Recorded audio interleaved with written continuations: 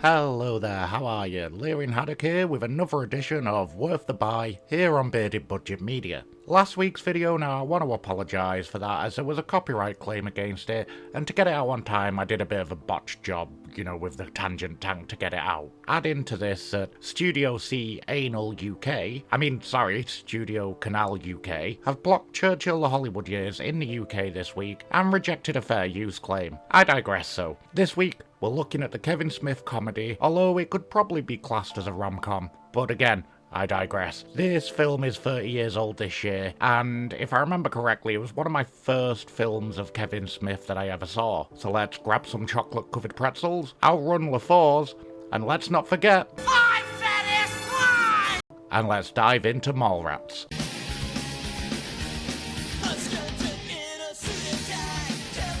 Mallrats follows T.S. and Brody, who both were broken up with by their respective girlfriends in the opening minutes of the film and decide to visit the mall as a distraction. Being there, though, is also where both of their exes happen to be, one taking part in a blind date style game show for her dad, and the other being wooed by the proprietor of Fashionable Mail. What follows is a mixture of slapstick, witty dialogue, and one of the best cameos of all time. Between our main characters trying to regain their loves and Jay and Silent Bob's quest to defeat Mall Cop LaFours, it's a really enjoyable 90 minutes.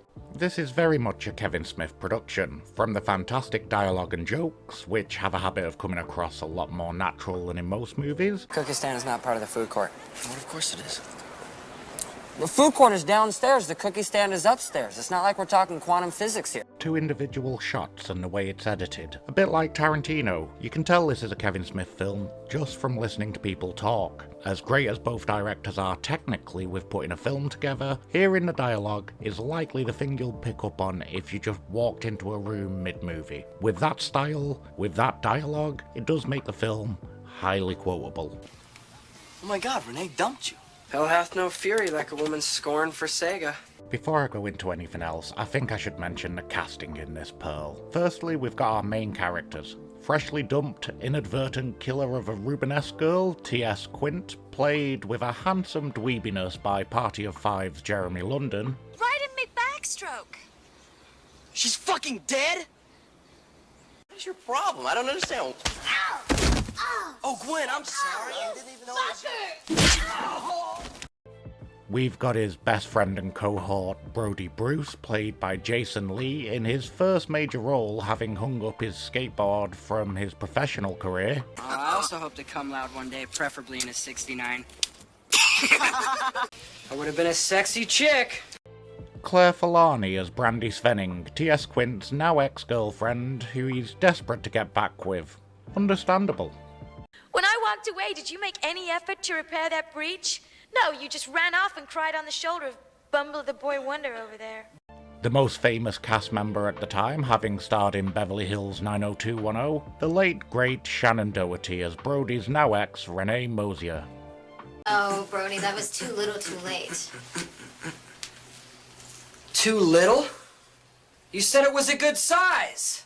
Following our main cast, we have great supporting players involved in this film too. Some were also the start of ongoing collaborations between Kevin Smith and the actors. There's a couple of antagonists within this film. Firstly, we've got Jared Svenning, TV producer and father of Brandy, with a severe disliking of T.S., played delectably evilly by the legend that is Michael Rooker. My daughter is too good for you. You will never, ever be with her. His muscle during the film, but always mall security, we have LaFours, played by Danish strongman, stuntman and actor in many Schwarzenegger films, Sven Ole Thornson, who was also one of the lumberjacks in Daredevil that you see get smacked and timber. It's illegal! You can't arrest us for nothing!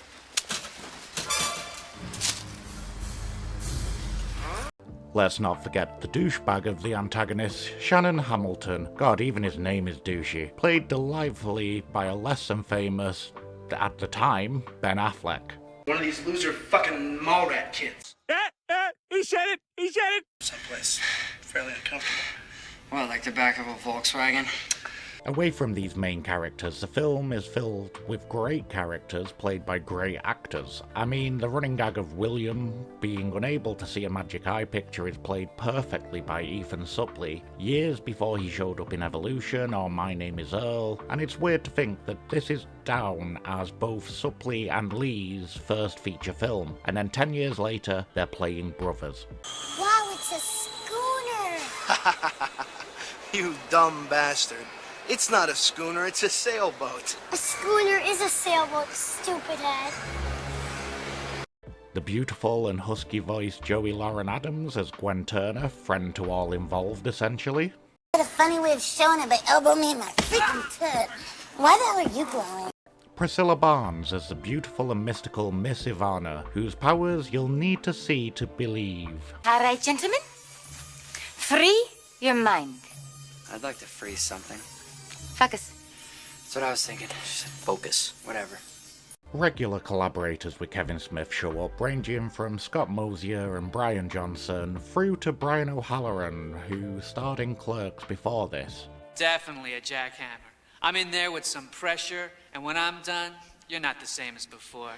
You're changed. Where do you come up with this shit? Also, you've got the greatness that is Jason Mewes and Kevin Smith himself playing Jay and Silent Bob, who have their own Looney Tunes-esque side story. Oh, son of Jarrell! Kneel before Sod!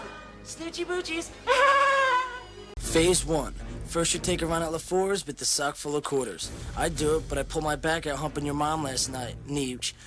Then finally, last but definitely not least, my favourite ever Stan Lee cameo. He's great playing himself in this film, and this film even got referenced in Stan Lee's Captain Marvel cameo as he's reading the script for this in that film. But hands down, gotta be my favourite cameo of Stan Lee. But you know, I think you ought to get him some help. He seems to be really hung up on superhero sex organs. But you'll outgrow it. Okay. Please like, comment, share and subscribe. It really helps the channel out. It means a lot to me as well, and it also helps spread the love for some oft-forgotten or just often neglected great films. Filmed on location at Eden Prairie Center Mall in Minnesota, it still has that low-budget, almost indie vibe in how it looks. Even with studio backing, it's still a low-budget production at $6.1 million. Probably couldn't even get a couple of the actors that are in this for that nowadays. Unfortunately, it was a box office bomb, bringing in only $2.1 million. Even critically, the film was panned at the time, with a lot of reviewers bringing it back to Clerks being a better movie. Hot take? Clerks doesn't blow my mind like it seems to with so many others. I even watched it in the prime of my I'm a cinephile phase, and even then I enjoyed it, but it didn't blow me away like it seemed to do with others. I think the thing that amazes me with this film, apart from the fact it's 30 years old this year, and that makes me feel old as balls, but it's that it didn't seem to be the career destroyer for people that a box office and critical flop can often cause. I mean, Smith went on from strength to strength, Affleck became a megastar, and Michael Rooker became a legend. This film isn't as amazing as Dogma. It's not as arthouse and critic-pleasing as the original Clerks. But it sits in a nice niche of a 90-minute comedy that you can switch on and will pretty much always guarantee a chuckle. Whether it's the ongoing gags or simple one-liners, you'll find yourself laughing. So there we have it, another worth the buy. With it being 30 years old this year, I wouldn't be shocked at seeing a Blu-ray re-release or similar in the coming months, or even small like indie and local cinemas may do a 30-year anniversary re-showing, and I highly recommend either going to one of them or purchasing it, because this is a really underrated gem from 1995, and you'll enjoy yourself. I've been Lerin Haddock, catch you next time. And then I'd follow it all up with a drive to a secluded beach where I'd pop on the radio and then we could slow dance till the sun came up. That was the biggest load of crap I've ever heard. I mean, look at you. You're the kind of guy that would beg for sex. And I should know. We can smell our own.